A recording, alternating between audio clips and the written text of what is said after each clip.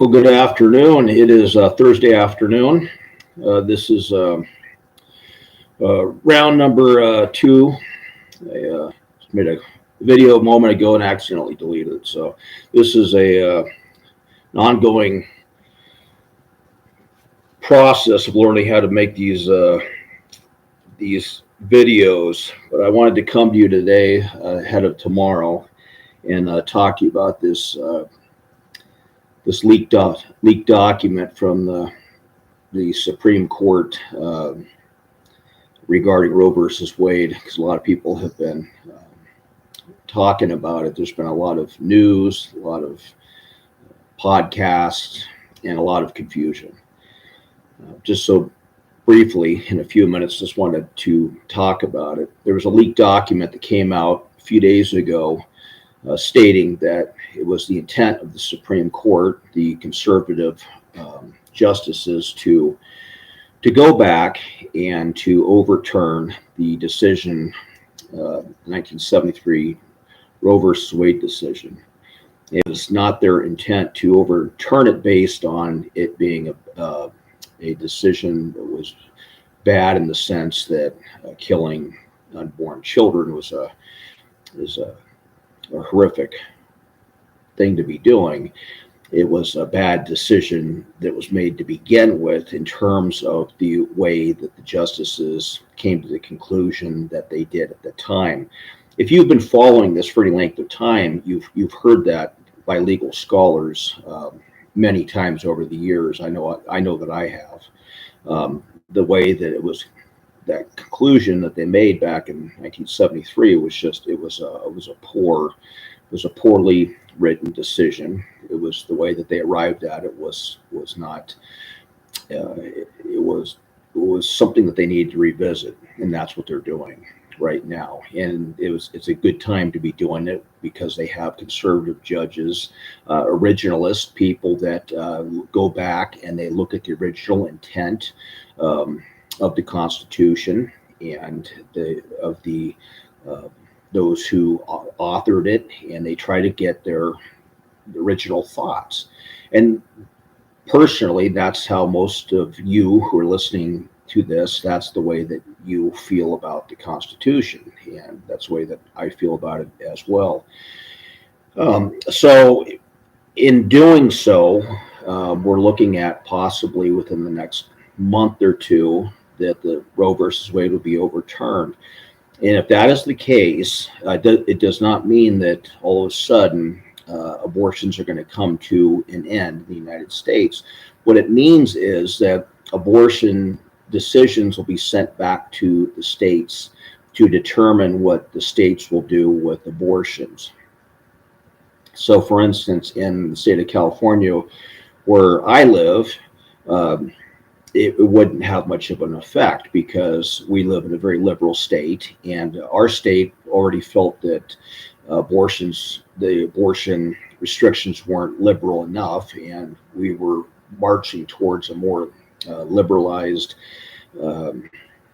process. And our governor here was trying to make it so that a woman could have an abortion all the way through the entire term of her pregnancy. And if you've been following things lately, there is an effort now for women to be able to terminate the life of the baby days and weeks after the baby has been born without any criminal or civil legal ramifications for her or anybody who's involved in the termination of that life. You did hear that correctly. That's not hyperbole. That's I know for some of you, you're hearing that for the first time, and some of you think that's not possible. It's not new news. It's been circulating for a while. It's probably something that we will see take place here in the next couple of years. That's the direction things have been going for a long time. I fully understand how that can be shocking, because it is shocking. But unfortunately, that's the direction that we've been going as a nation. That's the direction that abortion's been going for a very long time, and that's where we're at. I just want to encourage you. there's a mentality among some believers that, well, we just need to focus on the gospel for some people. Well, the gospel deals with human beings, men and women. If you can't focus on defending the weakest, the most innocent among us, you have no right to be sharing the gospel.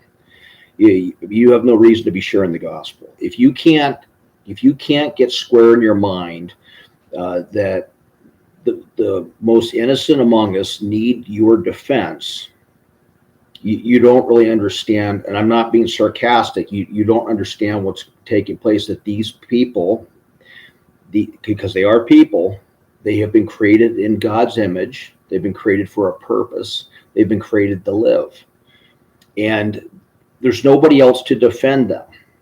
They have to be defended by the adults. They need to be defended by people who already are in existence. That's you and I. And a lot of people think, well, this is a political issue. I don't get involved in politics. Well, it is in the realm of politics, but this is a God issue because these are human beings. They are created in the image of God, like you and I are. These are God's children. So we need to get that square in our mind. And if you're in a church where you have a pastor or leadership who doesn't understand that, or who isn't willing to take a stand on that, then you need to talk to your leadership about that and help them to understand that too. Because it is a difficult thing. I've been involved in these battles for 2.5 decades now. They are very difficult discussions. They're difficult battles. They're not fun, but we're talking about the most innocent among us. They don't have a voice. They don't have anybody who can stand up for them apart from us. These aren't people coming from other countries. These aren't people that have the capacity to speak, write, communicate. These are unborn that don't have they have no voice. They have no capacity to defend themselves on any level. So we have to be that voice for them. And we have to be those churches for them. So I just want to encourage you, as long as the Lord has us here, we have all kinds of different things we do in ministries. Take care of homeless, sharing the gospel, take care of our neighbors, loving our neighbors. We take the sacraments. We preach the word with discipleship. But a part of our ministry too is we need to be a voice for the unborn child. That needs to be all of us. And that needs to be all of us. And we need to be firm in our own minds that these are God's children, just like you and I are, and we need to defend their right to live.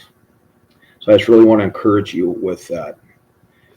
We preach on this issue every year here at Grace Community Church, at least once. I've been involved in volunteering. We've had other people involved in volunteering. We've given financially to the ministries locally here. And so there's just all kinds of things that you can do as well. Just want to encourage you to get involved because we are talking about a heinous crime against humanity. And it is very much a biblical God issue. Well, I will be back tomorrow, Lord willing, and we'll have be covering a lot more in the way of news. There's a lot of stuff going on. And you have yourself a blessed evening, and see you tomorrow.